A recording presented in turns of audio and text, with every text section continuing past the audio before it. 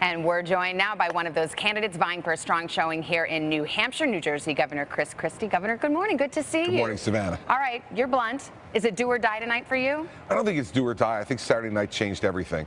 I think it really shook this race up in a significant way and has jumbled to get people together even more. So, you know, it's kind of, we'll know it when we see it tonight. We want to do really well, but I don't think anything is do or die tonight after the performance we had in the debate Saturday night. Are you going to predict where you're going to come in, where it's going to shake out? You think Donald Trump's going to win like all the polls suggest? Listen, he's been ahead in, what, I don't know, 73, 74 straight polls. He better win. If he doesn't win, it'll be the biggest story of the evening. It's really, I think, who's competing right behind him, and I think any of us could come anywhere from second to sixth. And so I can't have a prediction for you. I don't know. Only the people in New Hampshire know, and they're making it happen right now. But what message will you take? Because you have poured yourself into this state. I think you've been here more than anybody else. You've spent all of your time, all your eggs are kind of in this New Hampshire basket. If you don't get a message from New Hampshire voters saying, hey, we like you, you're not near the top, what are you going to do? Well, I think I will. And so, you know, I've always found in politics there's plenty of time to prepare for the worst. You know, and we're prepared for whatever happens tonight. I feel really good about where we are. I think the momentum from Saturday night has been really great for us. And so now we're going to see what voters do. But remember something, Savannah, in 2009 when I ran for governor, I got outspent 3-1 by John Corzine in a Democrat state. Nobody thought I was going to win, and I won. I don't think there's much question that you pretty much shellacked Marco Rubio in the debate. It may have hurt him. Did it help you, though? I think it did.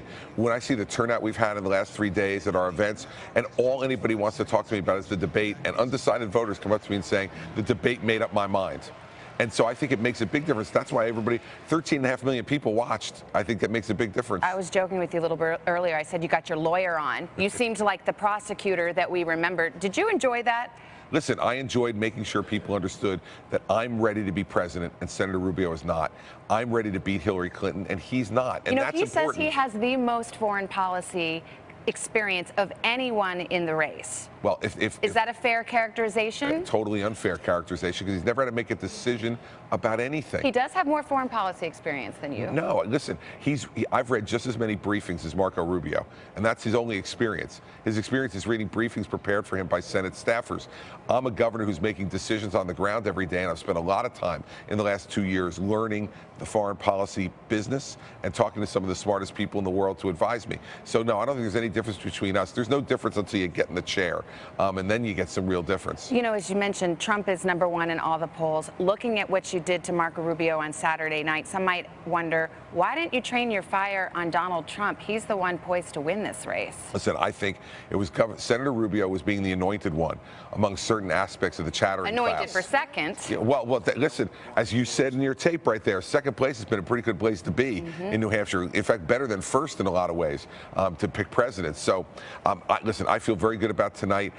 I talked about the person I thought I needed to talk about to inform the American people. We cannot put another first-term United States Senator as our nominee. Hillary Clinton will eat him alive. She won't eat me alive, you can be guaranteed. Christie, good to have you here. Thank you very much. Thanks, We're going to have a lot more from New Hampshire coming. Hello, Today fans. Thanks for checking out our YouTube channel. Subscribe by clicking that button down there and click on any of the videos over here to watch the latest interviews, show highlights, and digital exclusives.